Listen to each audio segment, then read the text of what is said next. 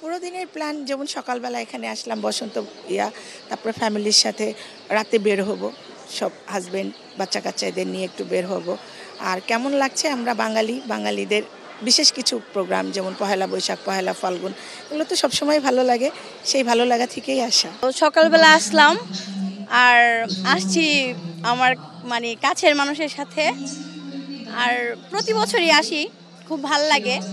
আর বসন্তের মানে এখানে না আসলে মনে হয় না বসন্ত পালন করা হইতাছে।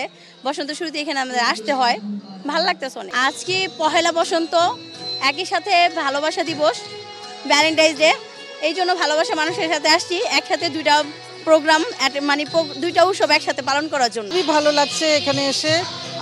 আমি এখানে প্রথম আসলাম, অনেক দিন আসিনি, অনেক ছোটোকালে আসতাম, কিন্তু এখন অনেক দিন আমি আসিনি। এই বয়সে এখানে এসে অনিমা রায়ের সাথে প্রোগ্রামে গান করে খুব ভালো লেগেছে, ওই সুরবিহারের সাথে। তো আমি থাকি বিদেশে, তো এটা আমার খুবই ভালো লাগছে অনুষ্ঠানটা।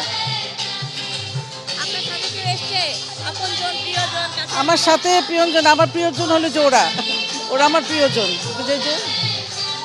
আর কেউ না, অনিমা রয় গ্রুপে ছিলাম, তো ওখানে গানটা করে এখন চলে যাচ্ছে। আমি একাই এসেছি, আমেরিকা থেকে একা এসেছি। মাম্মি দাদির সাথে ঘুরতে।